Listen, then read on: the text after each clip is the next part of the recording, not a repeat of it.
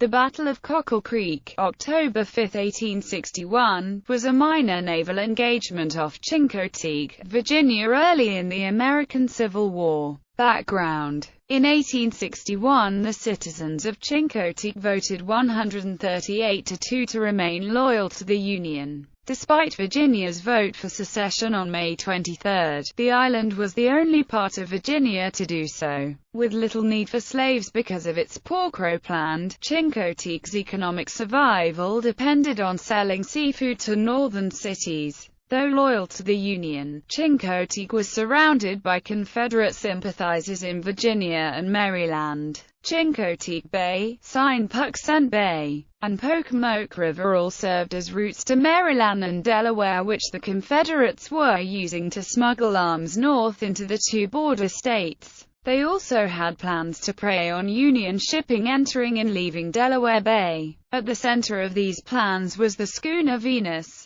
On July 4, 1861, 418 men from the Barrier Islands in Maryland and Virginia met at Chincoteague to celebrate the 85th anniversary of American independence. All who were present signed a draft declaration prepared by Dr. George Sheridan, which pledged support for the United States against its enemies. Captain Edward Whaley, Sr., a War of 1812 veteran, shouted, "I will defend the old flag to my last drop of blood, against the lazy, slave-holding aristocrats and their lackeys in Richmond." On July 5, the declaration, and letters addressed to the commanding officers of the U.S. Navy at Hampton Roads, were dispatched aboard the sloop Jenny Sharpley. The letters detailed the importation of arms through Chincoteague Inlet and up the Pocomoke River to Confederate sympathizers. The islanders also requested the right to ship oysters to northern ports and for protection by the Federal Navy. When Jenny Sharpley arrived at Hampton Roads, the packet was delivered to Flag Officer S. H. Stringham. Stringham ignored the letters,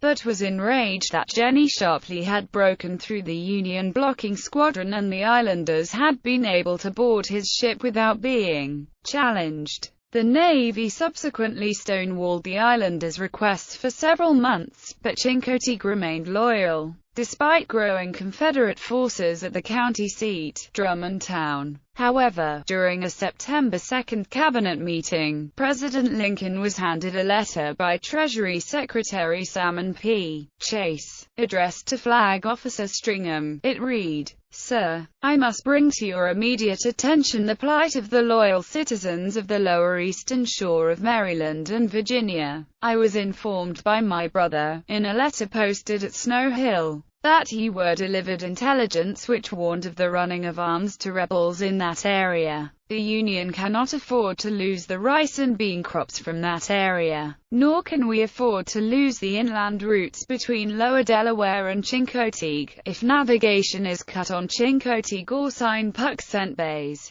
I mean in no way to sound disrespectful to you, sir. However, if that area is to be preserved, immediate protection for the loyal residents should be forthcoming, quickly." Edward Donaldson, Commander, U.S. Navy Secretary of the Navy Wells, jumped to his feet. If no action is pending, then Stringham will be replaced. General Winfield Scott suggested that the U.S. Army send several thousand troops immediately for the relief of Chincoteague. On September 19, Captain L.M. Goldsborough relieved Stringham as flag officer. Battle. On the evening of September 28, 8 small boats were spotted rowing toward Chincoteague Inlet from the mainland. An alarm bell was rung in front of W.H. Watson and Company warehouse, and 94 armed men from Chincoteague responded, taking up positions along their warehouses and docks. It soon became clear that the boats were not attacking Chincoteague, but marking the channel with lanterns, so 2 sloops and a large schooner could enter the inlet.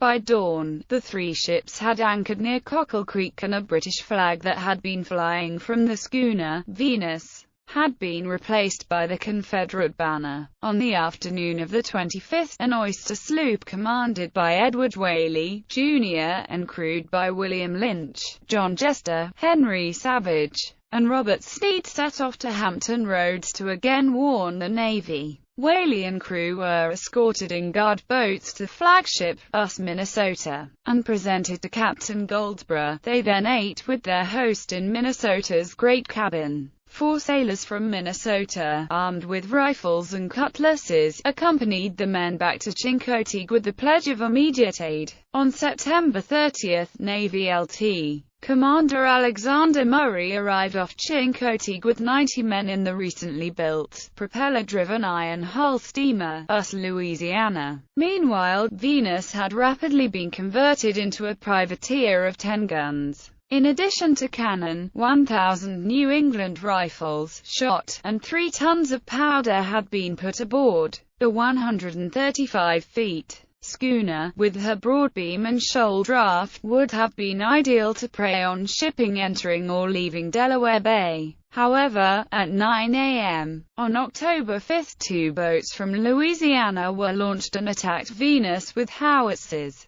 Louisiana herself was then piloted through Chincoteague Inlet and opened fire with her 32-pounder. Next, a Virginian force of 300 cut off the Louisiana's boats, but the Federal crews attacked and boarded Venus. The heavy fire from Louisiana shut down the Virginian defenses, and the Federal boarding party set fire to Venus, which burned to the water line before sinking in Cockle Creek. The 2 accompanying sloops were captured and taken to Norfolk as prizes of war. On hearing the news, Winfield Scott is said to have ordered Chincoteague oysters and Bermuda onions at Willard's Hotel. In early December, Venus rifles and cannon were salvaged from the wreck. Her gear is likely still buried in her so far undiscovered hull. Aftermath: Louisiana remained at Chincoteague until late December.